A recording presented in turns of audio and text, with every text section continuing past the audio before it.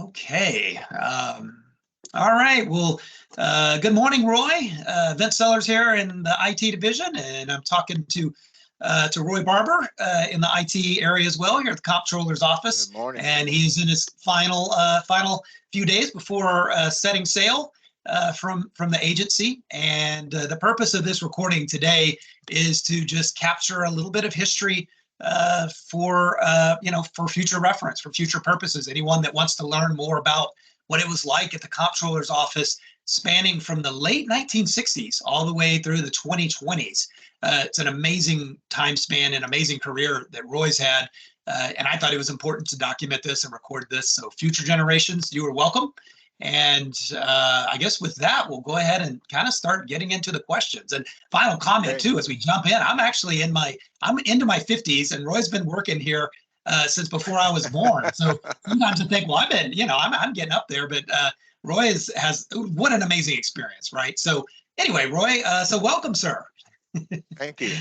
Yes, sir. That's the same thing I told Mr. Hagar. They had a meeting, a little get together for people, excuse me, that had been here quite some time. And when I went up to shake his hand, I told him, I said, I've been working for the Comptroller longer than you've been alive. So that's fantastic. Oh man, that's fantastic.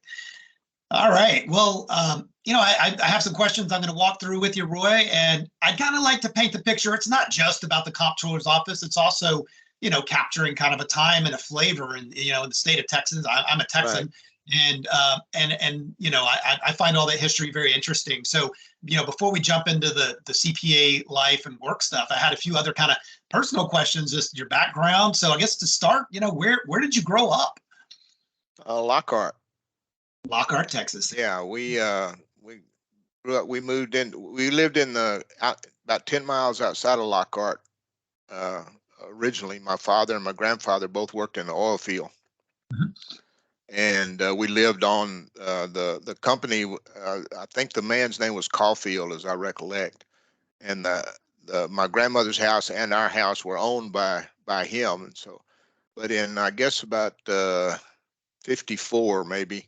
My grandfather had a heart attack and died, and then we moved into Lockhart, and my father started in the auto mechanic business.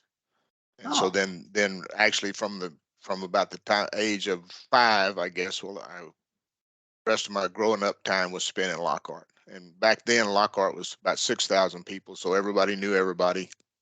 It was a good place to grow up. I mean, as kids, we hit the streets in the morning, didn't come home till dark. And you never had to worry about, back then, you never had to worry about getting kidnapped or anything like that. So we were just all over town every day when we had the chance. So it was a good place to grow up.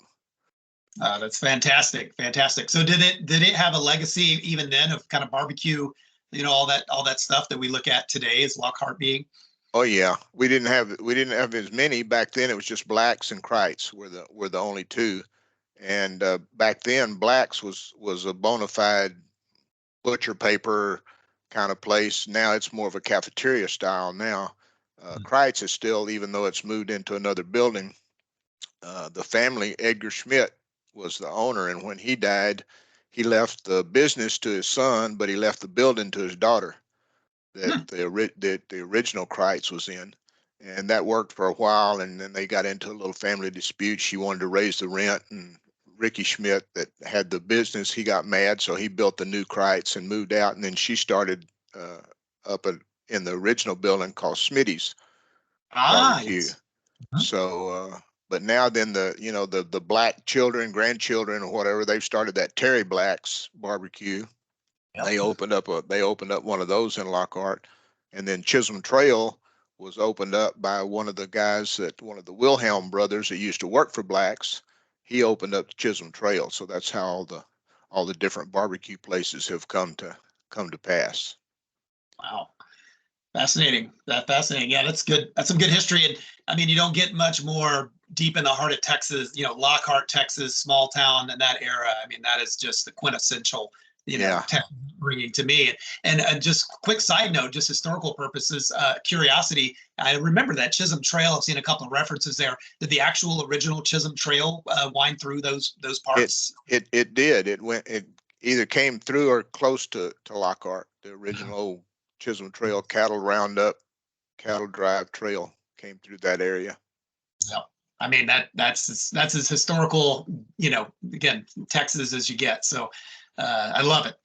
All right, well, we'll kind of move it forward a little bit, but I guess, how did you kind of wind your path on through, as you grew up, and how did you wind up, ultimately coming to Austin and making your way to CPA? Kind of what was that path Yeah, for you?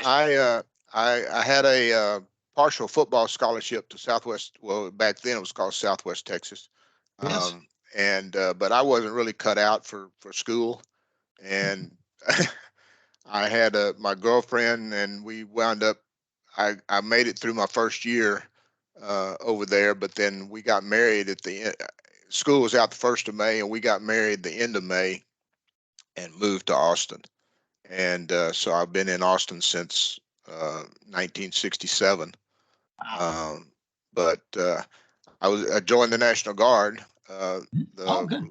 lady at the draft board called my mother. Well, after I got out of that first year at Southwest Texas, the draft board called my mother and said that my draft number was coming up. Of course, Vietnam was going hot and heavy at that time. Absolutely. And so my mother called me and told me that. And she said, but I'm going to talk to another family friend, was the full-time sergeant at the National Guard unit there in Lockhart. Mhm. And so she talked to him, and he said, well, have him come talk to me. So I went out there and talked to him, and he signed me up for the National Guard. So that was, I left for basic training in October of 67, and did basic in Fort Campbell, Kentucky. And Mhm. then that was the unit there in Lockhart was a howitzer unit. And so I did my AIT, my advanced training was at Fort Sill, Oklahoma. Okay. And got out of that, came back, and was kind of just laying around the house. And my wife said one day, she said, well, don't you think you ought to see about finding a job? I said, of all things, go to work. So, and I had no earthly idea what I wanted to do or anything. And my mother-in-law at the time knew somebody that worked at the Comptrollers. And she Wow. talked to him, and he said, well, have him come up and fill out an application. So I went and filled out an application, and where it said job applying for, I just left that blank. I was just looking for a job. I didn't, Sure. didn't Yeah. really Whatever you care. got. And in the meantime, I had gone, there was a place out on North Lamar called Jefferson Chemical Company, which I think later became part of Texaco. But they had an opening, and they offered me a job, and it was going to be rotating shifts every 2 weeks. And the position at the comptrollers was midnight to 8 full time.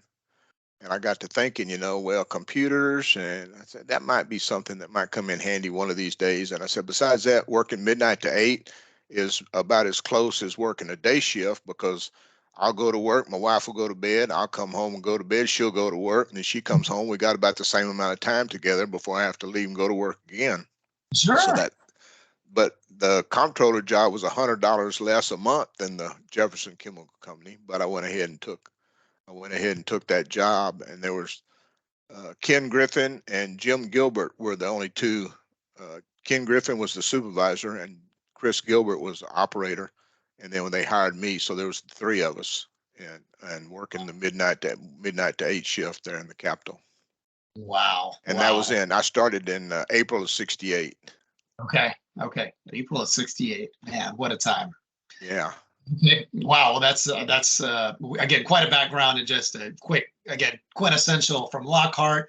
You had a football scholarship, Southwest Texas, and then moving to Austin and working in the Capitol. I mean, I don't know if it gets any more Texan than your background, which I love. I love it, and so that's fantastic. So, wow. So you made your way in, and so that was in the Capitol building. Then the location of the Right. Yeah, comptroller. we were on the first floor. If you we parked in the back, and if you went into the Capitol from the back, then you kind of went into the rotunda and took a left, and then part way down you took another left, and then that went into we were uh I mean, obviously it was spread out, but the computer room at that time was obviously very small. And then what little disk drives we had was in another little room, and then the farther back you went was where all the key punch ladies they worked back there.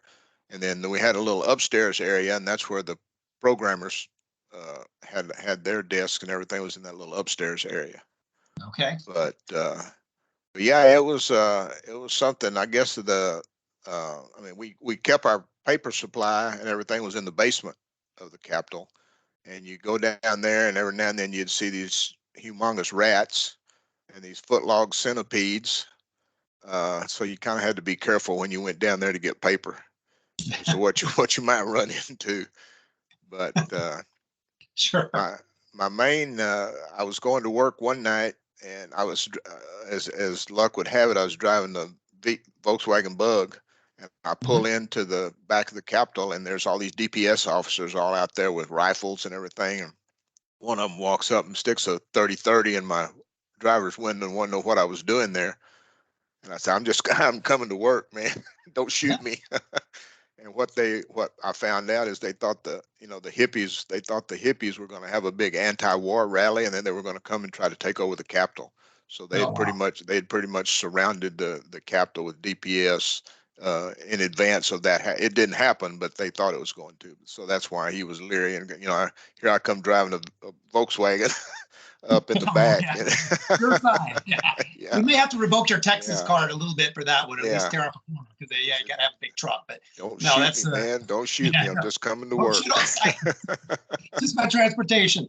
Wow, no, that's fascinating. That is really an interesting history. I mean, in that time, and I'm young enough that I've only been able to watch documentaries, and of course the '60s is a fascinating, horrible, and amazing time all at the same time. So it sounds like you were right in the middle of that and working in the Capitol.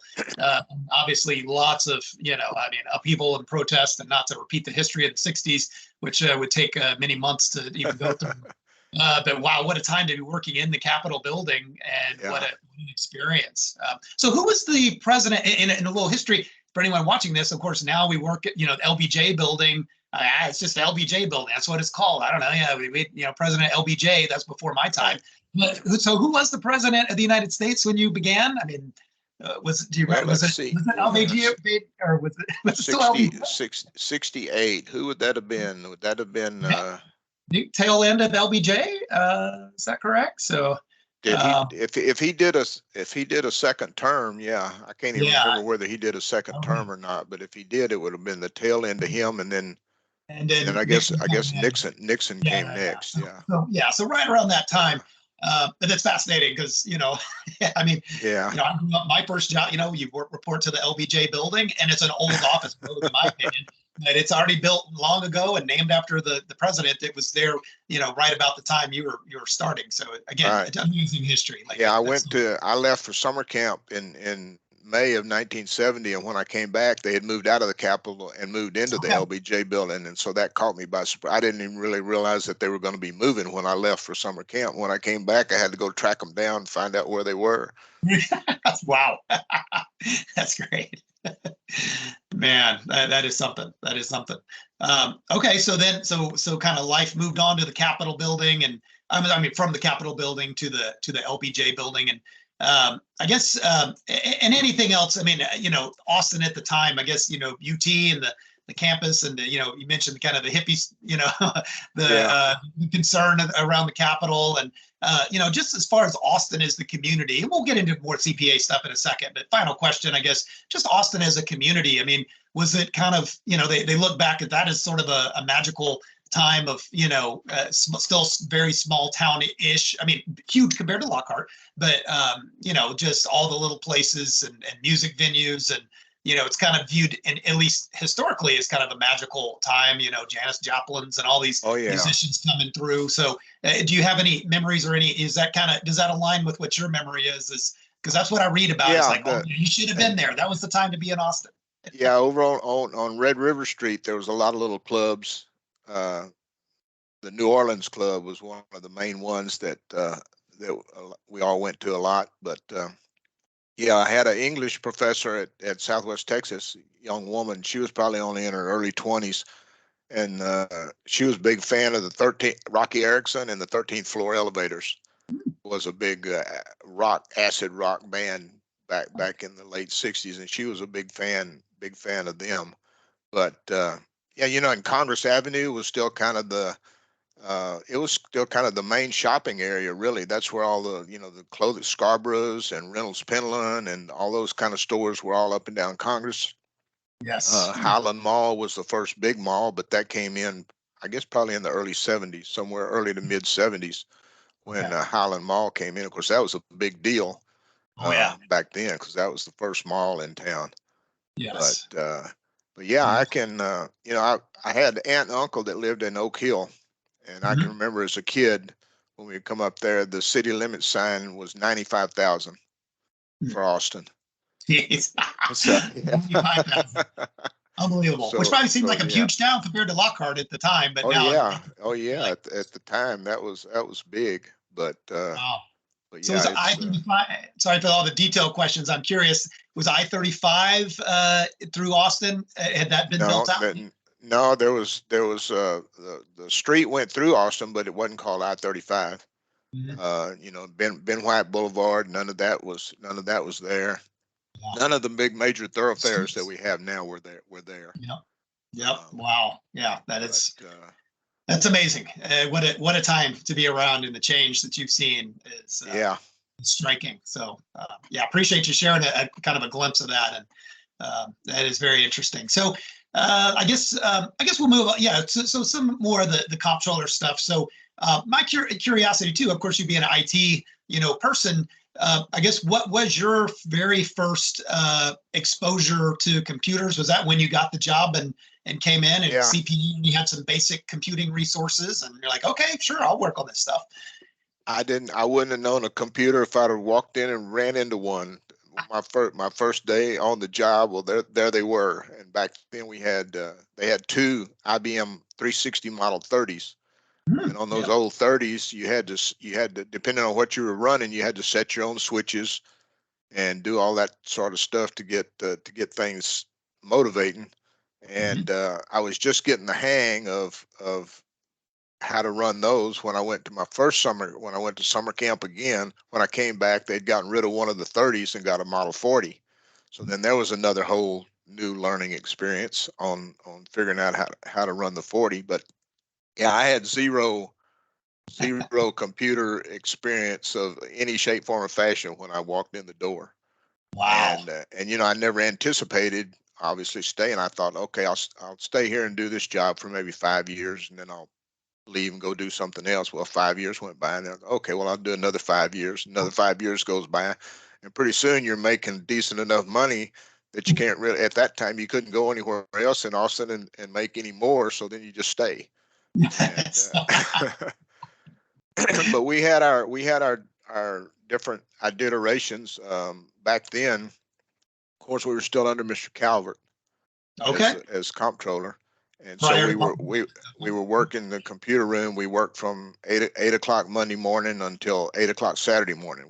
We had 3 shifts, and the weird thing was that the 4 to 12, we had a bunch of guys that were going to college, so 4 to 12 was the only time they could work because of their class schedule, and so we would rotate the 8 to 4 shift and the midnight to 8 shift. We rotated around the 4 to 12 shift. They stayed static on 4 to 12, and we rotated around them.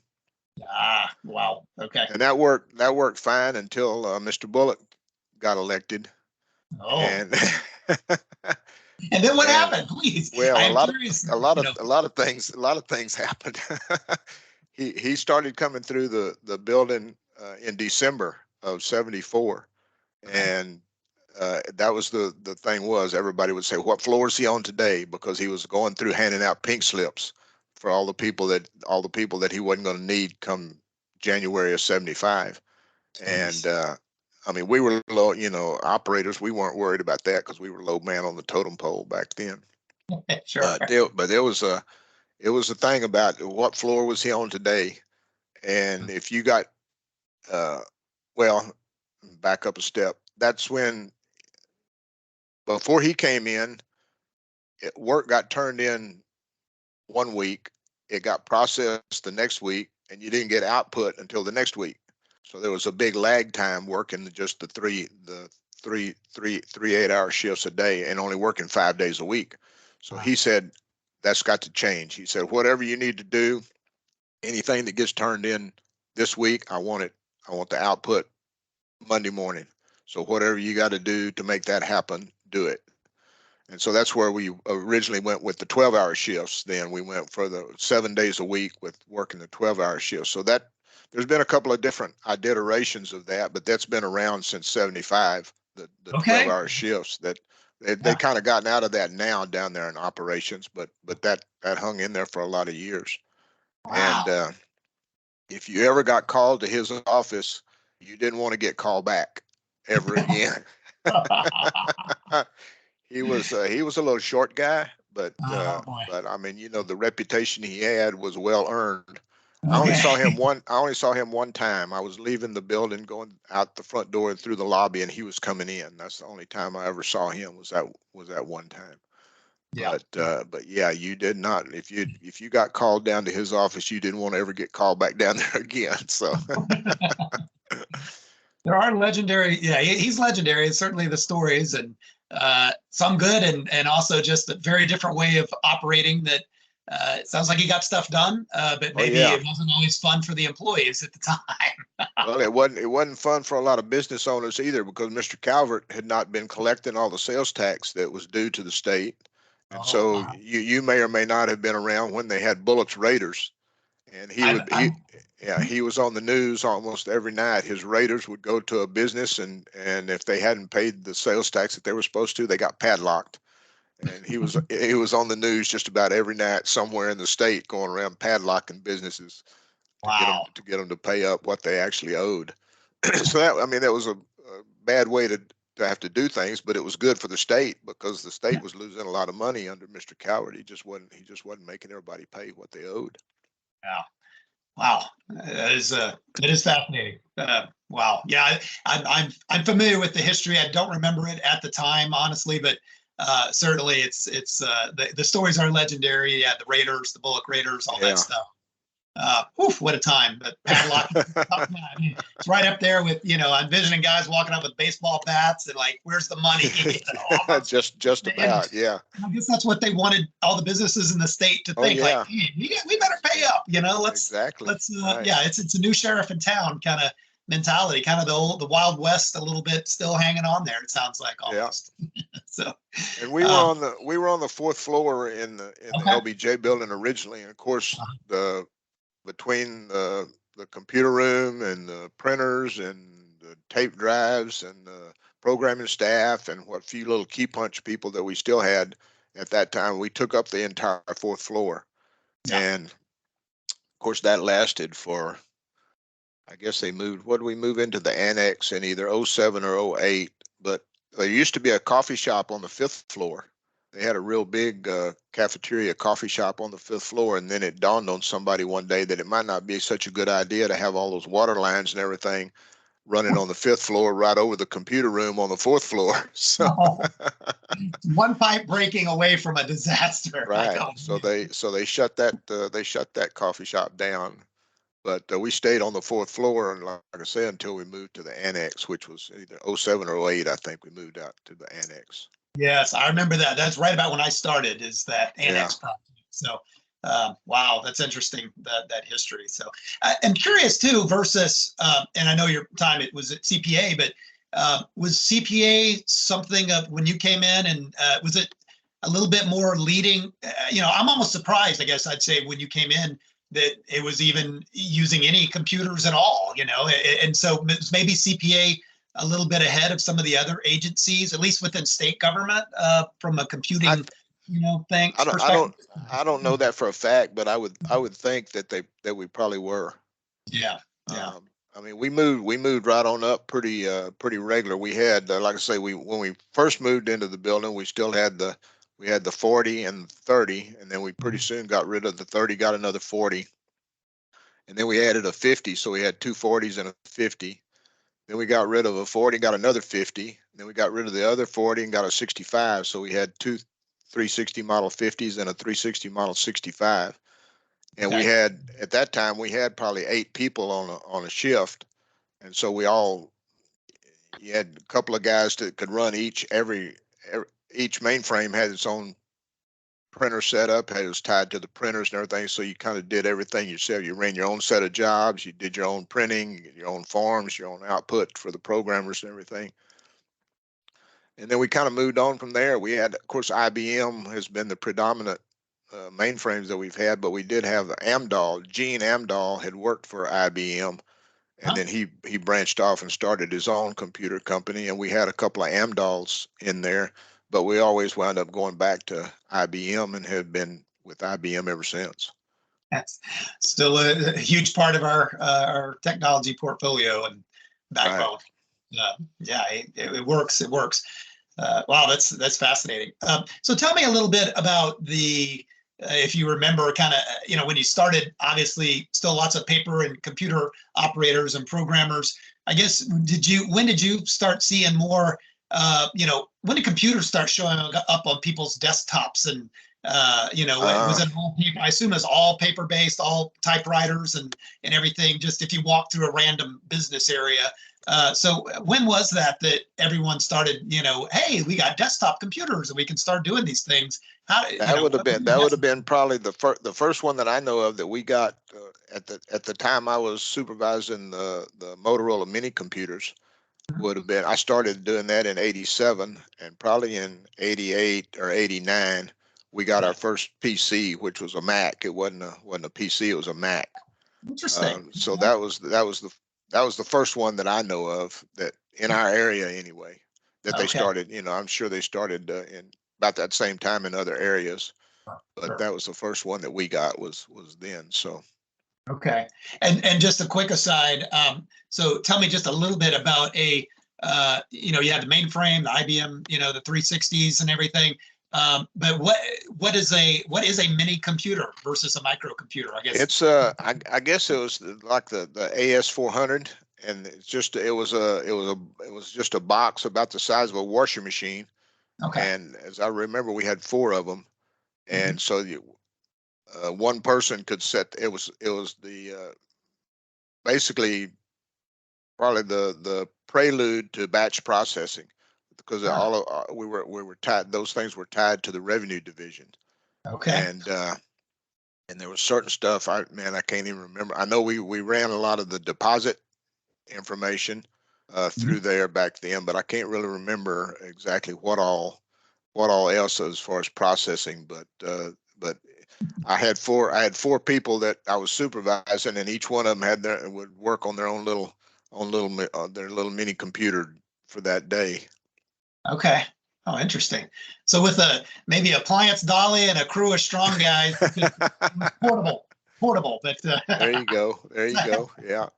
That is fascinating. Wow. Yeah. So many computers, and then the microcomputer, obviously, and that's very interesting. I dipped a toe in the pool with Macs, and then I guess started proliferating, I guess into the 90s with PCs and, kind of the more somewhat what I consider modern, around more the time when I was joining the workforce, right.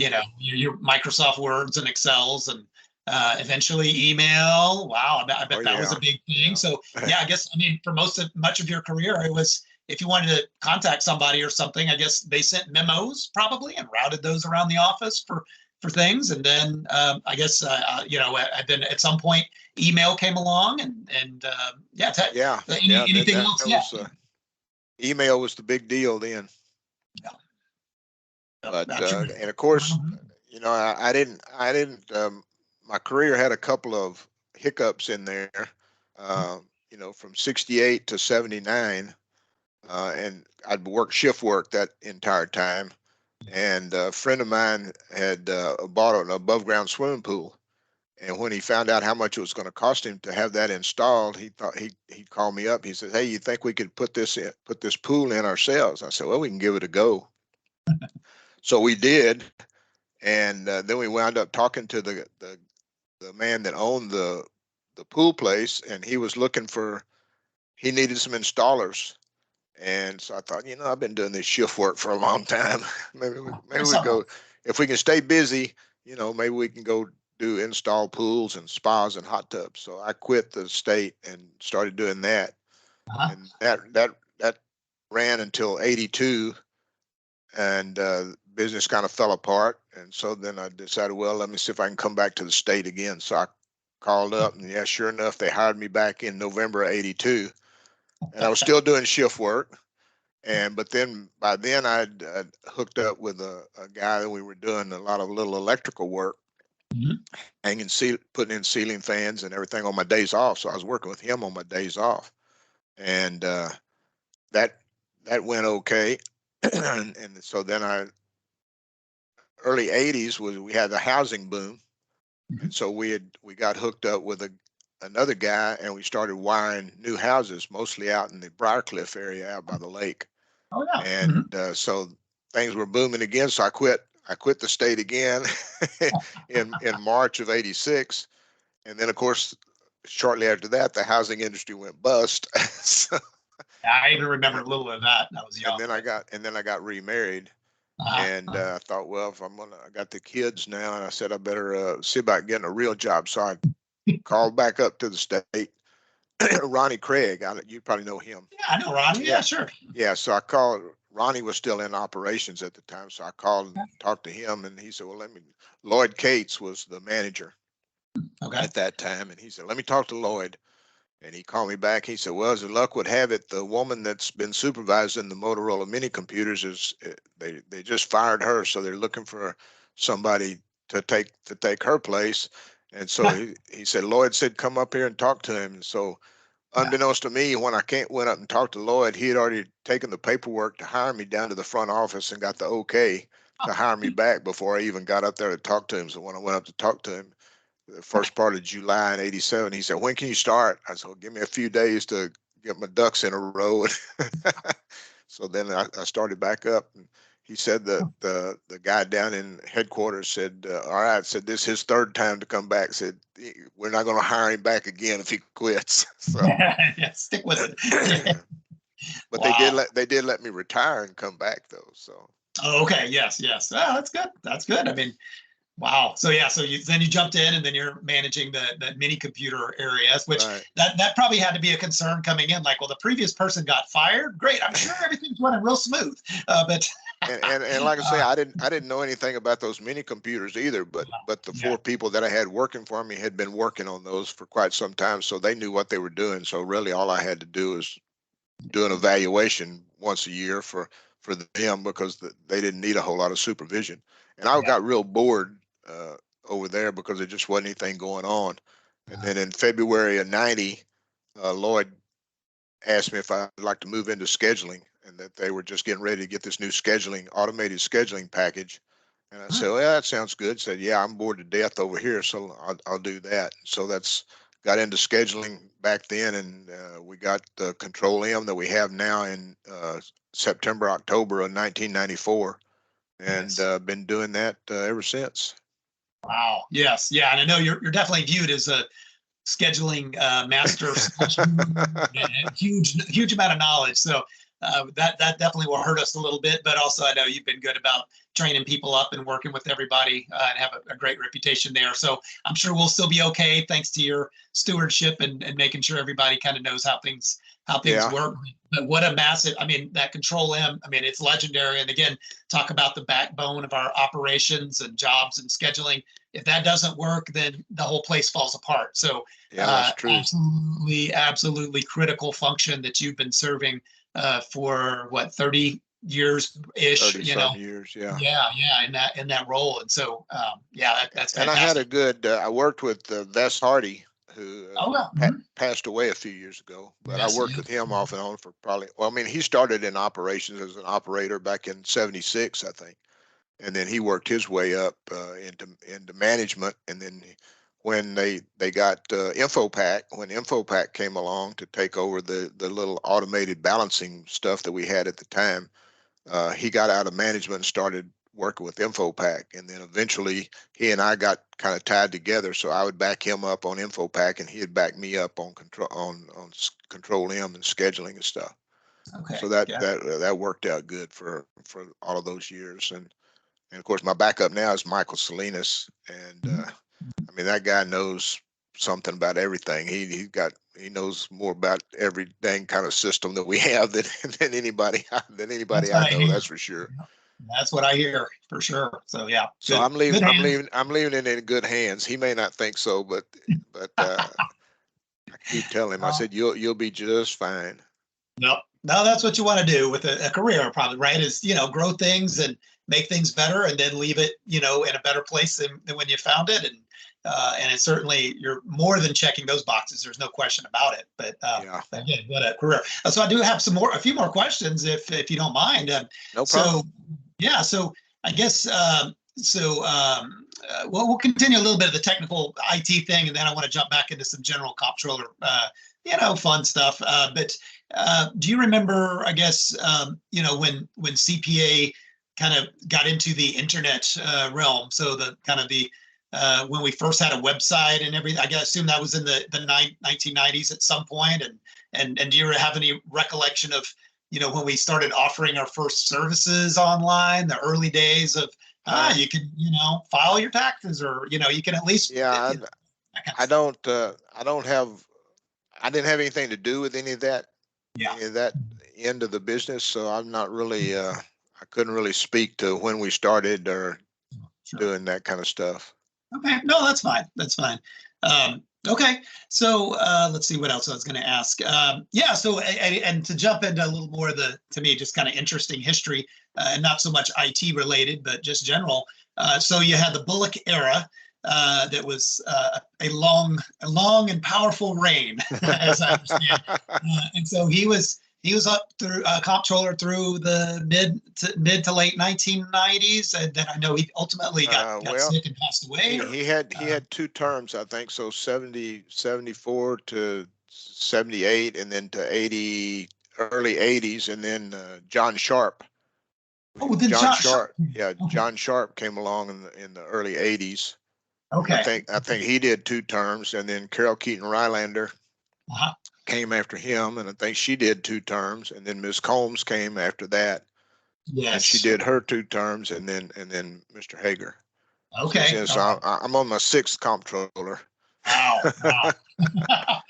Wow. Okay. Interesting. So yeah, and I came during the Combs administration, which certainly had had its own personality, and I mean it was the new days of that administration when I came in, or newer in 2008. So there, I guess they'd been around for a year, but had it was obviously a very different approach maybe than the previous one. So I guess and I mean I'm sure all comptrollers come in great intentions, and trying to set their mold, and make the state a better place. But just Right. in general, did you experience quite a wide range of, or the office in general, quite a bit of change with each comptroller kind of coming in and setting the stage? Certainly Bullock versus Calvert certainly set his Yeah, tone. And so that was probably the biggest, biggest change was that one. The rest of them were all pretty smooth. I mean, and Mhm. like I say, I was you're far enough down the food chain. Once you get Sure. past the first or second level of management, well, you don't have Yeah, to worry about getting fired or anything with new people coming in. But sure. not too much was different, except when Miss Combs came in. Some of the people that she brought with her from the Agriculture Commission, they had the big idea of getting rid of the mainframe. They thought we could just move everything over to servers and get rid of the mainframe.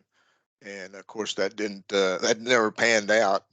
And of course, I think there's people now that are leaning maybe that direction too, of trying to get off the mainframe. But it's I mean, I know mainframes are antiquated, but they do their job. Yeah.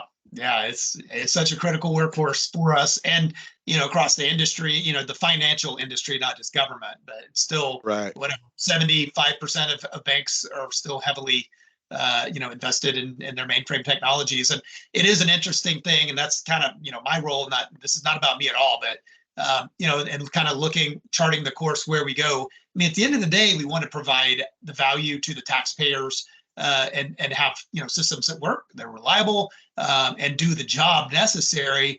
and you don't get style points. We're not, we're not Facebook, or, at this time of recording, Facebook, Amazon, Google, who knows what new companies will be out there in the future. But, there's Right. some big players and the fancy, the unicorns, they call them. And they do get style points for how they do things. They get, their stock goes up and investments and all that. But at the end of the day, a lot of the time we can learn from those and borrow technologies. And certainly there's tons of opportunities to do things better. But interestingly, I sometimes view the mainframe as similar to like the B-52s developed in the late 50s actually, and then and heavily utilized in the 60s that are still flying today. And Right. you have grandchildren of pilots flying their grandfather's plane, and guess what? It's still serving the mission it was designed for. Maybe not style points, but guess what? Those B-52s are still flying and still accomplish the mission that we need for the United States of America, for defense and all that good stuff. But the point being, sometimes you don't need to throw a lot of money at something to reinvent the wheel if the wheel is working. And Right. you kind of have a maturity level. Obviously, B-52s, been around whatever, 60, 70, whatever years. And 60 or 70 years before that, you had, the Wright brothers. Sure, things change very quickly, and computing, things change very quickly. But at some point, there's a little bit of a plateau, perhaps, that you just have to be honest about, like, what investments still work. And if they're working and you have the resources and everything you need, and it's doing the job, then Right. that's probably good enough. But on the flip side, plenty of opportunities. Anyway, sorry for that aside, but but it's a topic and it's relevant today. And it'll be interesting in the future to see, someone's watching this years down the road or decades, and after I'm long gone, even. Oh, It'll be yeah. interesting to see. It wouldn't shock me if that mainframe's still cranking along and doing its job, and maybe things have been modernized some and re-architected. But it's kind of interesting that where we are today in history. But anyway, that's kind of the purpose today of Yeah. today's reporting. Is that's our thinking today, and it'll be interesting to see in hindsight, where it goes. But I mean, that that's was really one of the things too that when the comptroller absorbed the treasury, um, one of Mhm. the one of the ladies that was a wheel down at the treasury came over and became our manager in data services, and she sent me down to the Rusk building. That's where the treasury was all operating, was out of the Rusk building at the time, and she sent me down there to kind of get a grip on what their system looked like and everything. And I came back after 2 weeks. I came back and I told her, I said, I cannot believe that the comptroller is dealing with billions of dollars through that system that you've got down there at the Rusk building. I said, that's like working on an abacus, man. I said, I can't believe that thing's so outdated. She said, Dad, don't be bad mouthing our system down there. I said, I can't help it. I said, I cannot believe the amount of money has been handled with through that system, because Oh, it was a real hands-on. I mean, things would you were sitting at a little printer, and things would print and they would roll off the screen or whatever, and then you couldn't find, if you didn't see it, you had to go back and dig trying to find it. I couldn't believe it. But shortly after we absorbed them when they did a rewrite and on the treasury system, and it still wasn't, they didn't have enough money to do it really the way it should have been done, but they brought it up to the 19th century anyway. sure, sure.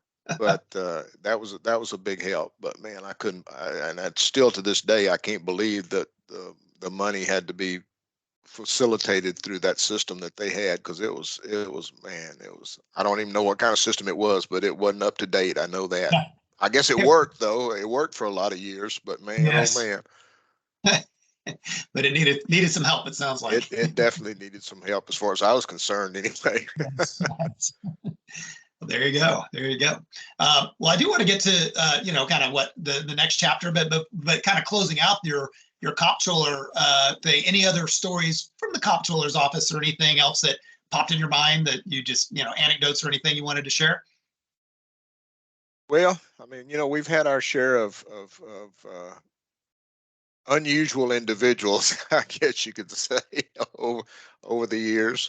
Yeah. Um, After Bullock came in, his main man that he put over IT was Arthur Vance, and we had an operator named Jim Pitcock, and he came up with the idea that he wanted to work 40 hours straight and then take the rest of the week off every week. And they told him, no, that wasn't going to be a very good idea. So he goes back to see Arthur Vance, and he jumps up on the desk. I mean, literally jumps up on the desk Oh and my.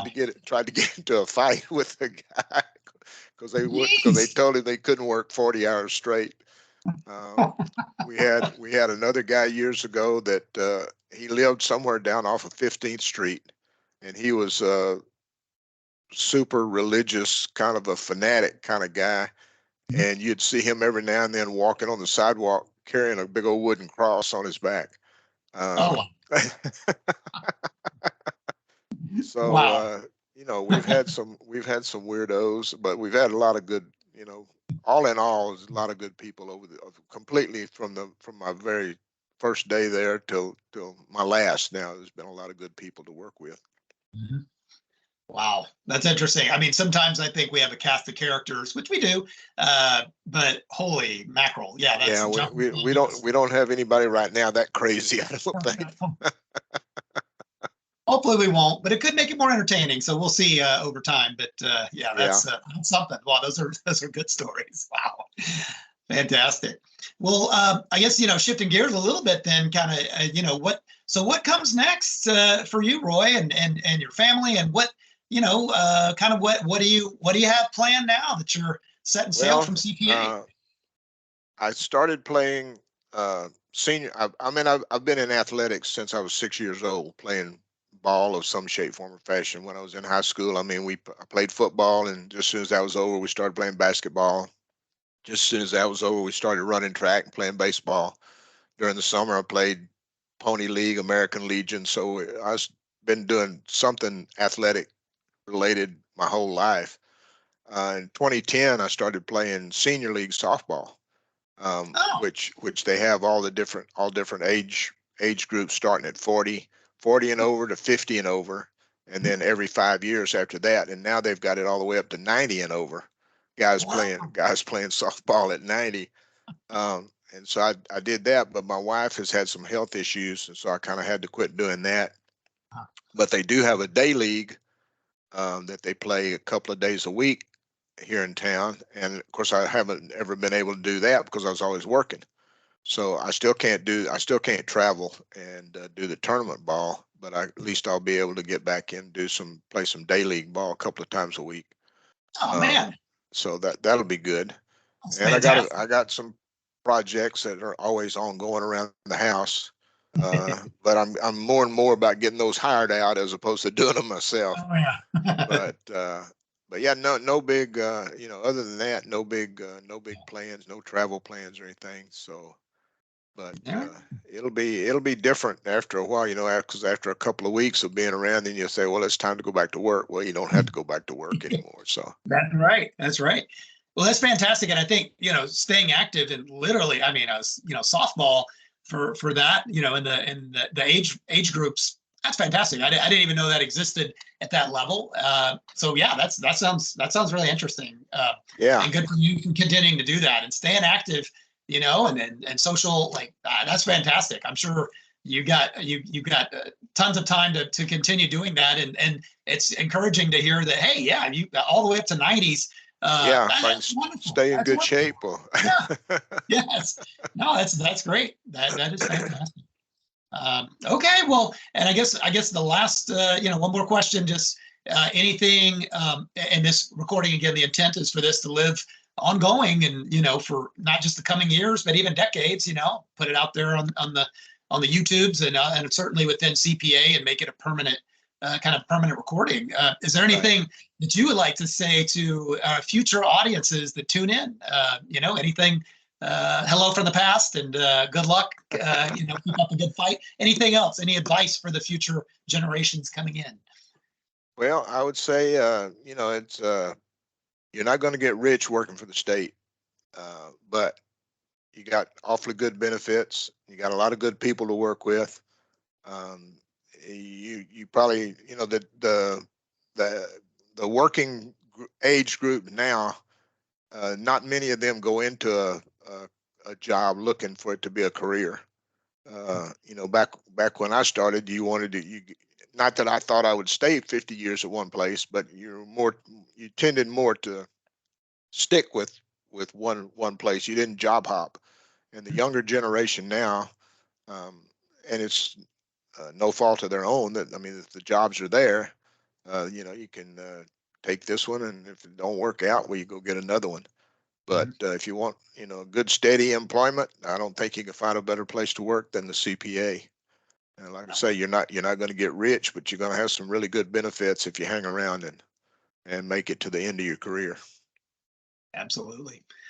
Well stated, and I couldn't agree more. And you know, the institutional knowledge, and you know, I think, you know, employees, they can bring so much more value than, you know, jumping around every couple of years, and maybe you fill an immediate need, but that institutional knowledge is so valuable, and hopefully, you know, hopefully some people will find their way to CPA and put in great careers like you have. And Yeah. I've been here for a while myself, and I truly love working here. If I didn't, I would have done something else, and you know, I have done other things in past lives, and it's a great place to be. And obviously you demonstrate that. You've proved that. I mean, you got 50 plus years here, and also done some other things in your life, but ultimately came back and had a fantastic career and contributed greatly to where we are today in our as an IT organization. And you know, at the end of the day, even if it's not directly seen by taxpayers, yeah, you were a big piece of that history. Everything, keeping all the squirrels running in the background and mice jumping, all that stuff. So, you know, people may not see it directly, but really the state of Texas owes you a good deal of gratitude. And, you know, I think everybody that hears this story would probably say thank you for your service to the state of Texas, and congratulations on your great career. And I hope you win all the, I hope you do well at some softball tournaments, and we see you in the paper there, or maybe ESPN3, some, you know, senior softball. There you go. There's Roy. Look at that. We'll see. But no, that's fantastic. Well, anything else before we stop the recording, Roy? Anything else you wanted to share? No, I think that's about it. I mean, I do know, you know, I've, like I say, I've got 51 and a half years in total, but you know, there's quite a few people still there that got 40, 45. So, you know, there could be some more 50-year folks coming up if they hang in there for a little while. Yes. But I do think I'm the last one that worked in the Capitol. I don't think there's anybody else still there that I don't think they'd have too many years in. I don't think so. I don't think anybody else worked in the Capitol now. I think I'm the last of the Mohicans as far as that goes. But yes. Yep. But well, yeah, it's been a good run. It has. Well, thanks so much for doing this. And yeah, again, this is the first of a series, and certainly I plan to kind of make it a personal mission, as long as I'm there, to interview some folks as they leave the organization, to have as a kind of a permanent record, if you will. And I think in the future it'll be nice to look back. And I know a lot of our IT employees as well will appreciate the time to pop in, and we'll certainly publish this, even though you'll be turning in your laptop and not having to check that pesky email anymore, fill out those timesheets and stuff. But yeah, there'll be, I'm sure, some more conversation, and folks will be interested to watch this. So thank you very much, Roy, for doing this. Oh, you bet. Appreciate it. My pleasure. All right. Well, thanks so much. All right.